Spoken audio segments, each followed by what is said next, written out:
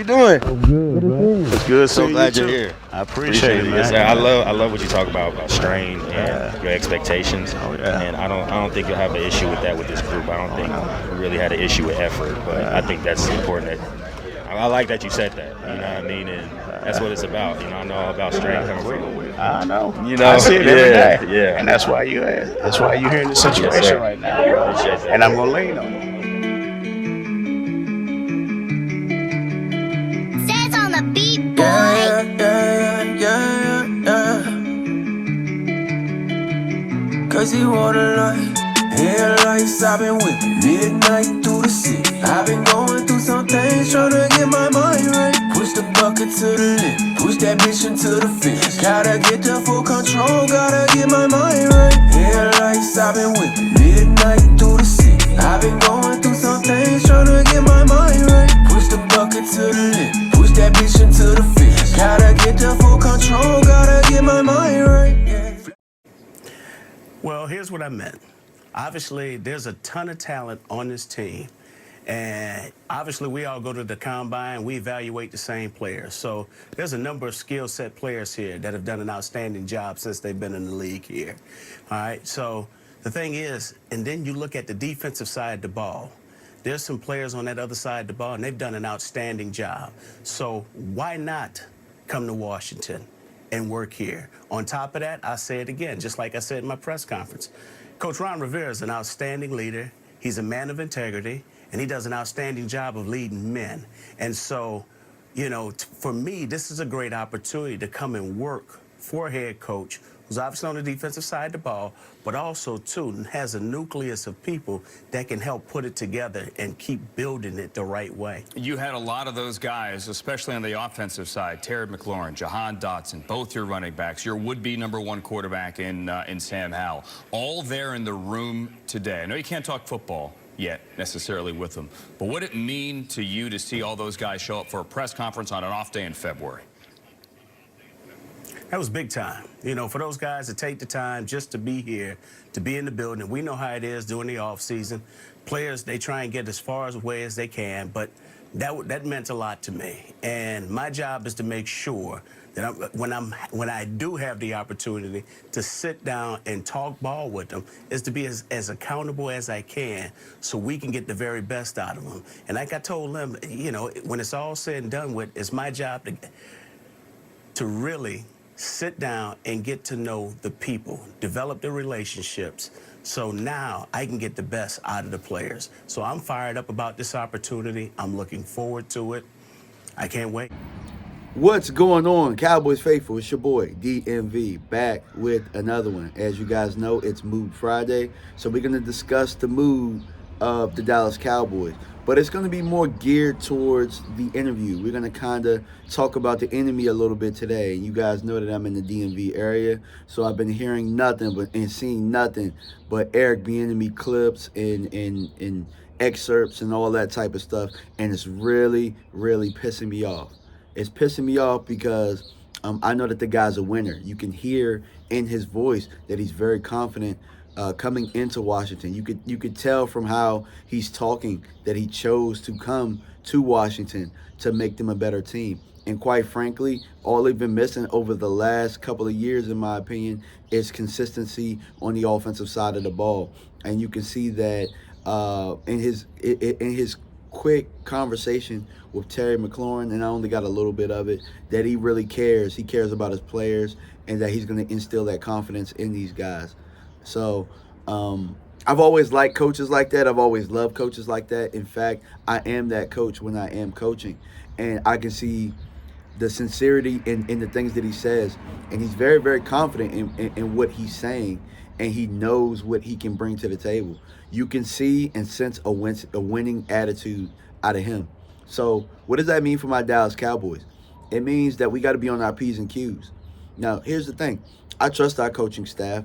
I trust that we're going to be on par for what we need to do as far as the coaches and the players. What I need is our front office to step up, because Washington ain't playing no games, y'all. I'm just going to be 100 with y'all.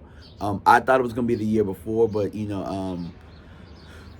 Scotty Turner wasn't able to really get the most out of that offense. And I think that from what you were listening to with Terry is he said it was never an effort thing. I think it was a belief thing.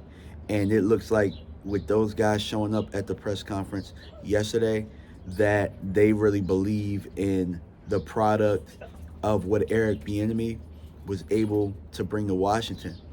I mean, not Washington, sorry, but the Chiefs.